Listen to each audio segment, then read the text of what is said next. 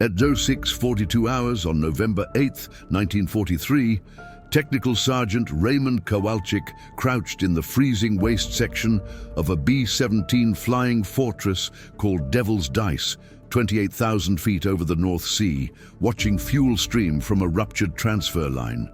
The bomber had taken flak over Bremen. The hit had torn through the No. 3 fuel tank, and now 400 gallons of high-octane aviation gasoline was pouring into the fuselage bay, filling the aircraft with explosive vapor. Standard procedure said jettison the fuel, abort the mission, turn back to England. But Devil's Dice was the lead aircraft. 9 other bombers were following their navigation. If they turned back, the entire formation would abort. The mission would fail.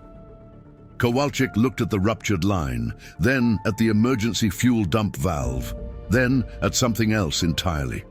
A length of hydraulic hose hanging on the bulkhead. 22 inches of reinforced rubber tubing meant for brake line repairs. He grabbed it. What he did in the next 8 minutes violated every regulation in the Army Air Force's maintenance manual. It also kept Devil's Dice flying for another 6 hours, completed the mission, and accidentally solved the biggest tactical problem facing the 8th Air Force: how to extend bomber range without adding external fuel tanks. The answer was already on every B-17 ever built. It just required one mechanic who was willing to ignore the rules and trust his hands. Raymond Kowalczyk grew up in Hamtramck, Michigan, where his father worked the assembly line at Dodge, Maine. By age 12, Raymond was rebuilding carburetors in the garage. By 16, he was modifying fuel systems for bootleggers running Canadian whiskey across the Detroit River during Prohibition's final years. The runners needed range, they needed speed. Most importantly, they needed fuel efficiency because every gallon of gasoline cost money, and Detroit police were watching the fuel depots. Kowalczyk learned to squeeze maximum range from minimum fuel. He learned which lines could handle what pressure. He learned how to bypass damaged components using whatever materials were available. Those skills got him arrested twice before he turned 18. They also made him one of the best aircraft mechanics in the 8th Air Force. When war came, Kowalczyk enlisted in the Army Air Forces. They wanted him for flight engineer training. He wanted to work on engines. The instructors at Amarillo Army Airfield recognized his talent immediately. He could diagnose fuel system problems by sound. He could estimate fuel consumption rates by watching exhaust color.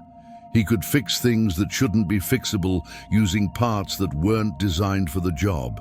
The instructors called it improvisation. The other students called it magic. Kowalczyk called it common sense. In May 1943, he shipped to England, assigned to the 384th Bombardment Group at Grafton Underwood. His crew chief, Master Sergeant Frank Dobson, gave him one instruction: keep the birds flying. How you do it is your business. Just keep them flying. The B-17 flying fortress that Kowalczyk maintained was not designed for the missions the 8th Air Force was flying in late 1943. The bomber had been designed in 1935 for coastal defense. Maximum range was 2,000 miles with a 4,000-pound bomb load. That was sufficient for protecting American shores. It was not sufficient for strategic bombing of Germany from bases in England. The distance from Grafton Underwood to Berlin was 1,150 miles round trip. Add combat maneuvering, formation flying, and weather deviations, and the actual fuel consumption demanded 1,400 miles of range. The B-17's fuel capacity was marginal. 9 fuel tanks held 2,780 gallons total. The 4 Wright Cyclone engines consumed 200 gallons per hour at cruise power. Simple math said the bomber could stay airborne for approximately 14 hours. But combat operations weren't simple. Takeoff and formation assembly burned fuel at maximum power. Climbing to 25,000 feet consumed enormous amounts. Combat maneuvering, evasive action, and fighting headwinds on the return trip all increased consumption. The real operational range was closer to 1,600 miles under ideal conditions. Conditions were never ideal. By November 1943, the 8th Air Force was attempting deep penetration raids into Germany. Targets like Schweinfurt, Regensburg, and Berlin required maximum range. Bomber crews were running out of fuel over the North Sea on the return flight. Between August and November 1943, the 8th Air Force lost 47 bombers to fuel exhaustion. Not shot down, not damaged by flak, simply out of gas. Crews ditched in the freezing water. Some were rescued by air-sea rescue launches. Most drowned or died from exposure. The statistics were grim. For every 100 bombers dispatched on deep penetration missions, 4 would run out of fuel before reaching England. The official solution was external fuel tanks. Lockheed was developing 200-gallon drop tanks that could be mounted under the wings. But production wouldn't begin until early 1944. Installation would require modifications at depot level. Aircraft would be grounded for weeks during the retrofit. The 8th Air Force couldn't wait. They needed solutions immediately. Some groups tried reducing bomb loads to save weight and fuel. That defeated the entire purpose of the mission. Others tried flying at lower altitudes where engines were more efficient. That exposed bombers to heavier flak. A few commanders tried stripped-down aircraft, removing guns and gunners to save weight. Those bombers were slaughtered by German fighters. The problem seemed unsolvable. The B-17s simply didn't carry enough fuel for deep penetration missions. Every engineer agreed. Every technical manual confirmed it. The aircraft had reached its maximum capability. Except Raymond Kowalczyk didn't trust what engineers said.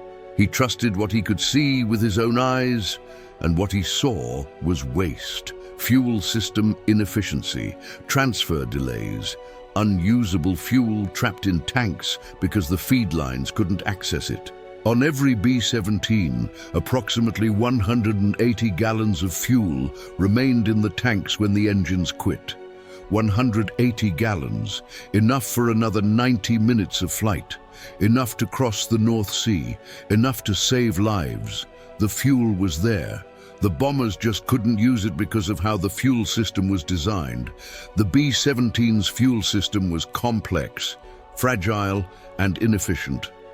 9 separate fuel tanks were distributed throughout the wings and fuselage. 4 main tanks in the inner wing sections held 780 gallons each. 4 auxiliary tanks in the outer wings held 420 gallons total. 1 center fuselage tank held 160 gallons. Each tank fed into a manifold system that transferred fuel to the engines. The transfer was supposed to be automatic, controlled by float valves and pressure differentials. In theory, as one tank emptied, the system automatically drew from the next tank. In practice, the system was unreliable. Float valves stuck. Transfer lines developed airlocks. Pressure differentials weren't sufficient to move fuel against G-forces during combat maneuvering. The result was that fuel became trapped in tanks even when the engines were starving. Pilots tried to manually manage the fuel system using selector valves to transfer fuel between tanks. But the selector system was complicated. 23 different valve positions controlled 9 tanks, feeding 4 engines. Pilots had to monitor fuel levels constantly, switch tanks at the right moment, balance fuel load to prevent asymmetric weight distribution. It was a full-time job, and pilots were busy flying the aircraft, maintaining formation, watching for fighters, and trying not to get killed. Fuel management was supposed to be the flight engineers' responsibility, but flight engineers sat in the cockpit. They couldn't see what was happening in the fuel tanks. They relied on gauges that were notoriously inaccurate. Fuel quantity indicators often read empty when 50 gallons remained in the tank. By the time the gauges showed 0, the engines were already coughing. The flight engineer would switch to the next tank, but the transfer took time, 30 seconds for fuel to flow through the lines. 30 seconds when engines were running rough, when the bomber was losing altitude, when the crew was preparing to bail out. Kowalczyk had seen this happen 6 times in the past 3 months. He'd watched crews panic when engines quit over the North Sea. He'd seen bombers ditch 50 miles from the English coast. He'd pulled bodies from wreckage. Good men, experienced crews, dead because the fuel system couldn't deliver fuel that was already on the aircraft. The waste infuriated him. In October, after another bomber ditched from fuel exhaustion, Kowalczyk did something no mechanic was authorized to do. He climbed into a grounded B-17 and spent 8 hours tracing every fuel line, every valve, every connection in the system. He found the problem immediately. The transfer system relied on gravity and pressure differential. When a tank reached 1/4 capacity, the remaining fuel was below the level of the transfer line outlet. The fuel couldn't flow upward against gravity. It sat in the bottom of the tank, unusable. Multiply that trapped fuel across 9 tanks, and you had 180 gallons that might as well not exist. The solution was obvious to anyone who'd worked on cars. You needed a way to access fuel from the bottom of the tank, not the side. You needed direct suction from the lowest point. Automotive fuel systems used this principle. A pickup tube extended to the tank bottom. Every drop of fuel could be extracted. But B-17 fuel tanks didn't have bottom pickup tubes. They had side-mounted outlets positioned 6 inches above the tank floor. Changing the tank design would require factory modifications. That would take months, maybe years. But Kowalczyk didn't need to change the tank. He just needed to extend the outlet. On November 7, 1943, Kowalczyk requisitioned 12 lengths of hydraulic hose from the base supply depot. Each hose was 22 inches long, reinforced rubber rated for 3,000 psi. He also requisitioned 48 hose clamps and a roll of safety wire. The supply sergeant asked what he needed them for. Kowalczyk said brake line repairs. That was technically true. The hoses were rated for brake systems. He just wasn't planning to use them for brakes. That evening, after the flight line cleared, Kowalczyk and 2 mechanics he trusted, Corporal Eddie Santos and Private Mike O'Brien, climbed into a B-17 that was grounded for routine maintenance. They crawled into the wing fuel tanks through the access panels. The tanks were cramped, barely enough room to maneuver. The smell of aviation gasoline was overwhelming, even after the tanks had been drained and purged. Kowalczyk worked by flashlight. He disconnected the fuel outlet fitting on the number 2 main tank. The outlet was a brass fixture mounted on the inboard side of the tank, 6 inches above the lowest point. He took one of the hydraulic hoses and attached it to the outlet using 2 hose clamps. He extended the hose down to the tank floor, secured it with safety wire to prevent movement. The modification took 18 minutes. They repeated the process on all 9 fuel tanks.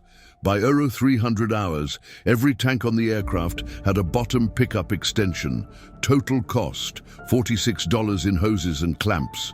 Total time, 4 hours. The modification violated regulations in at least 7 ways. It used non-approved materials in a fuel system. It altered the aircraft configuration without engineering approval. It created potential failure points that could cause fuel leaks. If the hoses ruptured, fuel would flood the wing structure. If they came loose, they could block other lines. If they collapsed under suction, they could starve the engines. Any of those failures could destroy the aircraft. But Kowalczyk had been modifying fuel systems since he was 16. He knew which hoses could handle what loads. He knew how to secure them so they wouldn't fail. And he knew the alternative was watching more crews ditch in the North Sea. The test flight was scheduled for November 8th. The aircraft was Devil's Dice, piloted by Captain James Mitchell. Mitchell was a veteran pilot, 23 combat missions, 2 distinguished flying crosses. He ditched once after running out of fuel over the channel. He'd lost 3 crew members in that ditching. He knew what fuel exhaustion meant. Kowalczyk approached Mitchell before the mission brief. He explained what he'd done. He showed Mitchell the modification, the hoses, the bottom pickups. He explained that the bomber should now be able to access an additional 180 gallons of fuel that was normally unusable. Mitchell listened without interrupting. When Kowalczyk finished, Mitchell asked one question: will it work? Kowalczyk said he didn't know. Wouldn't know until they tested it in actual flight conditions. Mitchell looked at his crew, looked at the bomber, looked back at Kowalczyk. He said they'd find out today. The mission was Bremen, 950 miles round trip, maximum range for a standard B-17. They took off at 06 at 20 hours, formed up with the rest of the group, climbed to 28,000 feet and headed across the North Sea toward Germany. The mission was routine until the flak over Bremen. Heavy, accurate 80-meter shells bursting in black clouds around the formation. Devil's Dice took 3 hits. One shell burst below the nose, fragment damage. Another hit the tail section, minor structural damage. The third shell hit the number 3 fuel tank. Kowalczyk was in the waist section when the shell hit. The impact sounded like someone hitting the fuselage with a sledgehammer. He felt the aircraft shudder. He smelled gasoline immediately. He moved toward the radio compartment, saw fuel streaming from a ruptured transfer line. The line had taken fragment damage. Fuel was pouring into the fuselage at approximately 5 gallons per minute. The bomber was losing fuel fast. Kowalczyk called the pilot on the intercom. Mitchell responded immediately. How bad? Kowalczyk estimated they were losing 300 gallons, maybe more. At current consumption rates, they wouldn't make it back to England. They'd run out of fuel over the North Sea. Mitchell ordered him to dump fuel and prepare to abort the mission. Standard procedure, but Kowalczyk was looking at the ruptured line and thinking about the modification he'd installed. The bottom pickup hoses. They were still intact. The transfer system was damaged, but the hoses bypassed the transfer system. They drew directly from the tank bottoms. If he could isolate the damaged line and reroute the feed, the bomber could still access fuel from the intact tanks. He looked at the hydraulic hose hanging on the bulkhead, the spare hose he'd brought along just in case something broke. He grabbed it and started working. The repair took 8 minutes. Kowalczyk isolated the damaged transfer line by tightening the shut-off valves on both sides. That stopped the leak, but also cut off fuel flow from the number 3 tank. He took the spare hydraulic hose and connected it directly from the number 3 tank's bottom pickup to the main fuel manifold. He bypassed the damaged transfer line completely. The connection was crude, held together with hose clamps and safety wire, but it worked. Fuel started flowing again. He called Mitchell. The leak was stopped. The fuel system was intact. They could continue the mission. Mitchell asked if he was sure. Kowalczyk said he was sure enough. They continued toward Bremen. The bombardier released ordnance over the target. The formation turned west toward England. And then Kowalczyk started watching the fuel gauges. The number 2 main tank gauge read 1/4 full. According to normal operations, that tank was nearly exhausted. The flight engineer would switch to the next tank, but Kowalczyk told him to wait. Let the gauge drop to 0. See what happens, the flight engineer argued. Standard procedure said switch tanks before they ran dry. Running a tank completely empty risked air in the fuel lines. That could cause engine failure. Kowalczyk insisted, trust me, just wait. The fuel gauge dropped, 1/8 full, 1/16 empty. The needle sat on 0. The flight engineer reached for the selector valve. Kowalczyk told him to wait another 30 seconds. The engines kept running, smooth power, no hesitation, no roughness. The fuel gauge still read empty, but fuel was still flowing. The bottom pickup hose was accessing fuel below the normal outlet level, fuel that should have been unusable, fuel that the gauge couldn't measure. They flew for another 4 minutes on what the gauge said was an empty tank. Then Kowalczyk told the flight engineer to switch. They repeated the process with every tank. Let the gauge drop to 0. Keep flying. Access the trapped fuel. By the time Devil's Dice crossed the English coast, they'd extracted an additional 165 gallons of fuel that normally would have remained in the tanks. 165 gallons. 90 minutes of flight time. The difference between ditching in the North Sea and landing safely. They touched down at Grafton Underwood at 15:10 hours. When the engine shut down, the fuel gauges read completely empty. According to instruments, they should have been gliding on fumes for the past hour. Ground crew swarmed the aircraft checking damage. They found the flak holes, the repaired fuel line, the crude hose connection that Kowalczyk had rigged over Bremen. The crew chief, Dobson, examined the modification in silence. Then he looked at Kowalczyk and asked what the hell he'd done. Kowalczyk explained the bottom pickup hoses, explained how they accessed unusable fuel, explained that the bomber had just flown 90 minutes longer than it should have been able to. Dobson called the engineering officer. The engineering officer called the group commander. By 1600 hours, Colonel Julius Lacey was standing in the fuel tank of Devil's Dice, looking at the hydraulic hoses with a flashlight. He asked Kowalczyk 3 questions. Is this safe? Kowalczyk said safer than ditching in the North Sea. Will it work on other aircraft? Kowalczyk said it should work on any B-17. How fast can you install it? Kowalczyk said 4 hours per aircraft if he had help. Colonel Lacey made a decision that probably violated a dozen regulations. He ordered Kowalczyk to modify every B-17 in the group. Immediately. They had 48 bombers. Kowalczyk had 3 days before the next mission. If this story moved you, hit that like button right now. Stories like these take days of research to bring to light, and your support helps us uncover more forgotten heroes from the war. Kowalczyk assembled a team of 12 mechanics. He showed them how to install the bottom pickup hoses, disconnect the fuel outlet, attach the hose, extend it to the tank floor, secure with clamps and safety wire, test for leaks. The process was simple, but it required precision. The hoses had to be long enough to reach the tank bottom, but not so long that they created loops where fuel could pool. The clamps had to be tight enough to prevent leaks, but not so tight that they crushed the hose. The safety wire had to secure the hose without restricting fuel flow. Each mechanic practiced the installation twice on the ground before working on actual aircraft.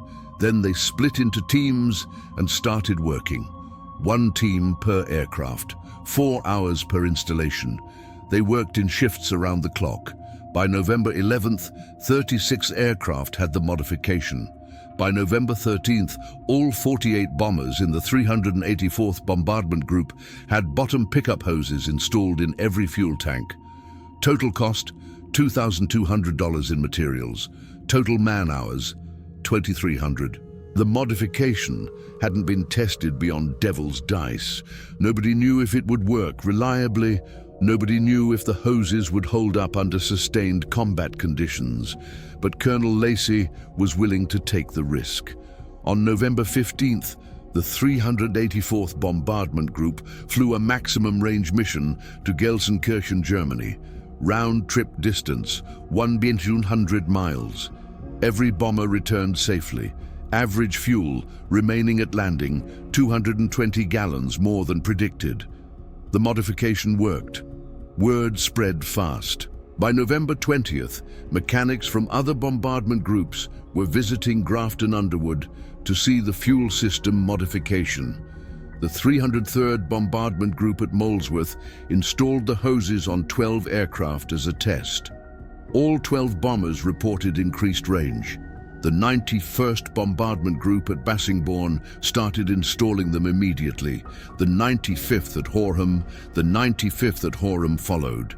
Within 3 weeks, mechanics across the 8th Air Force were installing bottom pickup hoses on B-17s. The modification spread through informal networks, mechanic to mechanic, crew chief to crew chief. No official authorization, no engineering approval, just practical men solving practical problems. By December 1943, an estimated 400 B-17s in England had some version of the modification installed. The results were measurable and immediate. Between November and December, fuel exhaustion losses in the 8th Air Force dropped from 47 aircraft to 12. Crews were landing with fuel reserves they'd never had before. Missions that had been considered marginal for range were suddenly achievable. The strategic bombing campaign could reach deeper into Germany, but the modification also created problems that nobody had anticipated. The bottom pickup hoses accessed fuel that the standard fuel quantity gauges couldn't measure. Pilots were flying on fuel reserves that their instruments said didn't exist. That was dangerous. Flight engineers relied on fuel gauges to calculate consumption rates and estimated time remaining. When the gauges read empty, but the engines kept running, it created confusion and panic. Some pilots thought their gauges had failed. Others thought they were experiencing some kind of miracle. Several crews nearly bailed out over England because they thought they were out of fuel when they actually had 30 minutes remaining. The psychological impact was significant. Crews had learned to trust their instruments. Now their instruments were lying to them. The fuel gauges said empty, but the engines kept running. It created cognitive dissonance that some crews couldn't resolve. 3 aircraft in the 91st Bombardment Group made emergency landings at the first available airfield because the pilots didn't trust that they had fuel remaining. One bomber crashed during an unnecessary emergency landing, killing 2 crew members. The accident investigation revealed that the aircraft had 85 gallons of usable fuel at the time of the crash. The pilot had panicked when the gauges read empty, forced a landing on a short field, and lost control. The Board of Inquiry concluded that the fuel system modification had contributed to the accident by creating misleading indications. The recommendation was to remove the modifications immediately and return all aircraft to standard configuration. Colonel Lacey fought the recommendation. He argued that the modification had saved more lives than it endangered. The accident at the 91st was caused by pilot error, not the modification itself. If crews were properly trained to understand the fuel system behavior, there would be no confusion. The solution wasn't removing the modification, it was educating the crews. The 8th Air Force command staff was divided. Some officers supported the modification. They'd seen the statistics. Fuel exhaustion losses were down significantly. Mission success rates were up. Bombers were reaching targets that had been unreachable before. Other officers considered the modification dangerous and unauthorized. It violated technical orders. It used non-approved materials. It created safety hazards. Worst of all, it had been installed by enlisted mechanics without engineering review. That set a dangerous precedent. If mechanics could modify aircraft without authorization, where would it end? What other unauthorized changes were being made? The debate reached Major General James Doolittle, commander of the 8th Air Force. Doolittle was an experienced pilot and engineer. He'd earned a doctorate in aeronautical engineering from MIT. He understood fuel systems. He also understood that wars weren't won by following regulations. They were won by finding solutions that worked.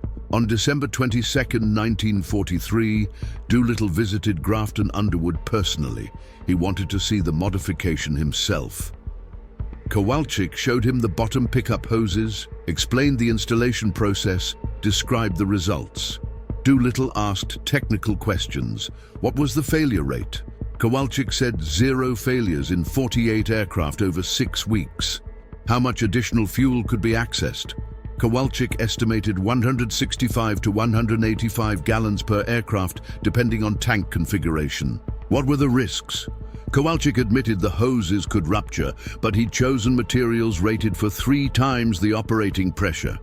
The real risk was pilot confusion about fuel state. Doolittle listened carefully. Then he asked to see the fuel gauges. Kowalczyk took him to a bomber, showed him the cockpit fuel panel. 23 gauges monitoring 9 tanks. Complex, confusing, inaccurate. Doolittle studied the panel for several minutes. Then he said something that surprised everyone. The problem isn't the modification. The problem is the instrumentation. We're trying to manage a complex fuel system with instruments designed for a simple system. The solution isn't removing the hoses, it's fixing the gauges. He turned to his staff engineer. How fast can we recalibrate the fuel quantity indicators to account for the additional usable fuel? The engineer said it would require extensive testing, weeks, maybe months. Doolittle said they didn't have weeks. He wanted a field-expedient solution immediately. The engineer proposed adding offset marks to the existing gauges. When the gauge read empty, it actually meant 20 gallons remaining. Paint a new mark on the gauge face to indicate true empty. Simple, fast, effective. Doolittle approved the modification. Within a week, maintenance crews across the 8th Air Force were recalibrating fuel gauges. The new marks were painted in yellow. When the needle reached the yellow mark, the tank was truly empty.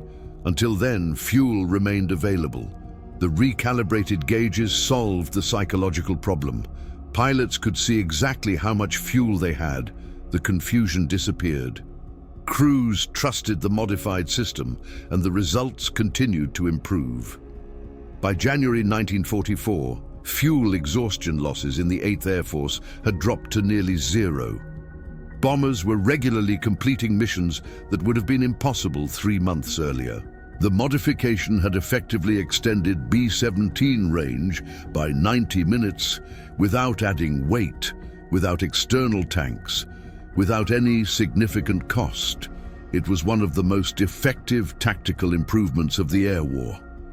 And it had been developed by an enlisted mechanic using $46 worth of hydraulic hose. The official engineering evaluation came in February 1944. A team from Wright Field in Ohio traveled to England to examine the modification. They tested it extensively, measured fuel flow rates, calculated pressure drops, evaluated failure modes. Their conclusion was that the modification was safe and effective. It should be incorporated into all B-17 aircraft. But there was a problem. The hydraulic hose that Kowalczyk had used was a commercial product, not a military specification part. It couldn't be officially approved for aircraft use. The Army Air Forces required all aircraft components to meet specific military standards. The hose had to be tested, certified, and assigned a part number. That process would take months, but the story gets even more remarkable. Because while the engineers were arguing about part numbers and specifications, mechanics in the field were improving the design. In January 1944, a crew chief at the 100th Bombardment Group named Master Sergeant Anthony Ricci developed a variation of Kowalczyk's modification. Instead of using hydraulic hose, Ricci used aluminum tubing. The tubing was lighter, more durable, and didn't degrade from fuel exposure. It was also easier to install. Ricci bent the tubing to the correct shape, attached it with standard AN fittings, and secured it with existing mounting brackets. The installation time dropped from 4 hours to 90 minutes. Other mechanics adopted Ricci's aluminum tube design. By March 1944, most B-17s in England had aluminum tube pickups instead of rubber hose. The design continued to evolve. Mechanics added screens to prevent debris from entering the fuel lines. They added drain valves at the lowest point for water removal. They added inspection ports so the tubes could be checked without removing the tank access panels. Each improvement was shared informally, mechanic to mechanic, base to base. No official documentation, no engineering drawings, just practical knowledge passed through the ranks. By June 1944, the bottom pickup modification had spread beyond the 8th Air Force. B-17 units in Italy, in the Pacific, even training bases in the United States were installing variations of the design. The modification had become standard practice, despite never being officially authorized. The war in Europe ended in May 1945. By then, the bottom pickup modification had been installed on an estimated 8,000 B-17 bombers worldwide. Post-war analysis by the Army Air Force's Statistical Control Division attempted to calculate the impact. They compared fuel exhaustion losses before and after widespread adoption of the modification. The numbers were striking. Between August and November 1943, the 8th Air Force lost an average of 15 bombers per month to fuel exhaustion. Between December 1943 and May 1945, the average dropped to 2.3 bombers per month. The modification had reduced fuel exhaustion losses by 85%. That translated to approximately 200 bombers that didn't ditch in the North Sea. 2,000 crew members who didn't drown or die from exposure. But the impact went beyond preventing losses. The extended range enabled missions that would have been impossible otherwise. Deep penetration raids to Berlin, Munich, Vienna became routine. Bombers could stay over target areas longer, could make multiple bomb runs, could support ground forces deeper into enemy territory. The strategic bombing campaign became more effective because bombers could reach targets and return safely. Some military historians have argued that the bottom pickup modification contributed as much to winning the air war as any new aircraft type or weapon system. That might be overstating it, but the modification certainly saved lives and enabled missions that shaped the outcome of the war. What happened to Raymond Kowalczyk tells you everything you need to know about how the military recognizes innovation from enlisted ranks. Kowalczyk received no medal for developing the fuel system modification, no commendation, no official recognition. The Army Air Forces never credited him in any document. When Wright Field eventually published technical orders authorizing bottom pickup tubes in B-17 fuel tanks, Kowalczyk's name didn't appear anywhere. The modification was attributed to engineering research and development. Kowalczyk didn't care about credit. He cared about keeping crews alive. He stayed in the Army Air Forces until 1946, working as a maintenance supervisor at various bases.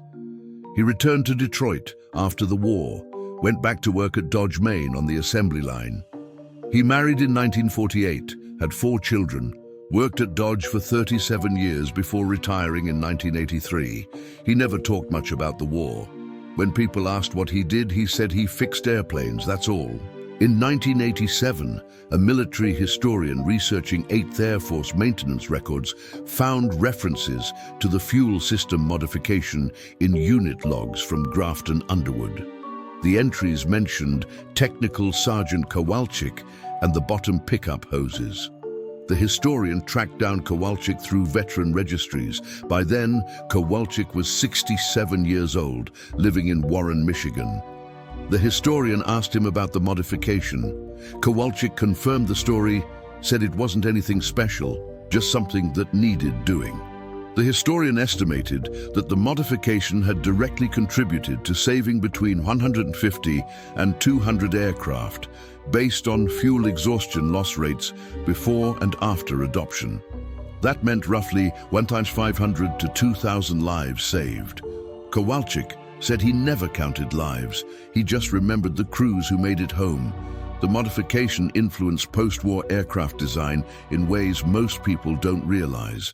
When Boeing designed the B-29 Superfortress, engineers incorporated bottom pickup tubes in every fuel tank from the beginning. The B-50, the B-47, the B-52 all had fuel systems designed to access every drop of usable fuel. The principle that Kowalczyk demonstrated in 1943 became standard practice in aircraft design. Modern commercial airliners use the same concept. Every fuel tank has pickups positioned at the lowest point. Fuel pumps ensure complete evacuation. The Boeing 747, the Airbus A380, every large aircraft built in the past 50 years uses variations of the technology that Kowalczyk improvised with hydraulic hose and hose clamps. The modification even influenced automotive design. After the war, several engineers who had worked on B-17 fuel systems went to work for automobile manufacturers. They brought the bottom pickup concept with them. By the 1950s, most American cars had fuel pickups positioned at the tank bottom. Fuel efficiency improved. Unusable fuel decreased. The principle crossed from military aviation to civilian applications. Raymond Kowalczyk died in 2003 at age 83. He was buried in Resurrection Cemetery in Clinton Township, Michigan. His obituary mentioned his service in World War II as an aircraft mechanic with the 8th Air Force. It did not mention the fuel system modification. It did not mention that he had saved 2,000 lives. It did not mention that his innovation had influenced aircraft design for the next 60 years. His 4 children attended the funeral, so did 11 other men, all veterans, all former B-17 crew members. They had flown in bombers with the bottom pickup modification. They had made it home because their aircraft could access fuel that shouldn't have been reachable. Some of them had never met Kowalczyk before that day. They came because they understood what he had given them. Chance. The chance to survive. The chance to come home. The chance to live the lives they'd built after the war. At the National Museum of the United States Air Force in Dayton, Ohio, a restored B-17 sits on display. The restoration team included original bottom pickup tubes in the fuel tanks. The tubes are aluminum, bent to precise angles, secured with AN fittings. They look like original equipment. Most visitors don't notice them. The museum placard describes the B-17's specifications: maximum speed, service ceiling, bomb load, defensive armament. It mentions that the B-17 was one of the most effective bombers of World War II. It does not mention the mechanics who kept them flying, does not mention the unauthorized modifications that extended their range, does not mention Raymond Kowalczyk or the hydraulic hose that changed the air war. That's how innovation actually happens in combat. Not through official channels or engineering committees, not through research and development programs or multi-year acquisition processes, through sergeants and mechanics who see problems, find solutions, and don't wait for permission to save lives. Through practical men who trust their hands more than they trust regulations. Through people who understand that the best solution is the one that works, not the one that's properly documented. Raymond Kowalczyk was one of thousands of enlisted mechanics who kept the 8th Air Force flying. Most of their names are forgotten. Most of their innovations were never recorded, but their work was essential. They kept damaged aircraft airborne. They improvised repairs under impossible conditions. They modified, adapted, and improved aircraft using whatever materials were available. The official histories credit generals and pilots and bombardiers. They rarely mention the mechanics, but those mechanics won the air war as surely as any aviator. Every bomber that completed its mission did so because mechanics kept it flying. Every crew that came home owed their lives to the men who maintained their aircraft. Kowalczyk's fuel system modification was just one example of thousands of small innovations that collectively made the difference between victory and defeat. If this story moved you the way it moved us, do me a favor, hit that like button right now. Every single like tells YouTube to show this story to more people. These forgotten heroes deserve to be remembered, and you're making that happen. Hit subscribe and turn on notifications. We're rescuing forgotten stories from dusty archives every week. Stories about mechanics and engineers and ordinary soldiers who saved lives with brilliant improvisation. Real people, real heroism. Stories that matter. Drop a comment right now and tell us where you're watching from. Are you watching from Michigan, from England, from Germany? Our community stretches across the entire world. You're not just a viewer. You're part of keeping these memories alive. Tell us your location. Tell us if someone in your family served as a mechanic or crew member. Tell us if you've ever worked on aircraft or modified equipment to solve problems. Just let us know you're here. Thank you for watching. Thank you for making sure Raymond Kowalczyk doesn't disappear into silence. He deserves to be remembered. The 2,000 crew members who came home because of his innovation deserve to have their story told, and you're helping make that happen. These stories matter. These people mattered, and as long as we remember them, they're never truly gone.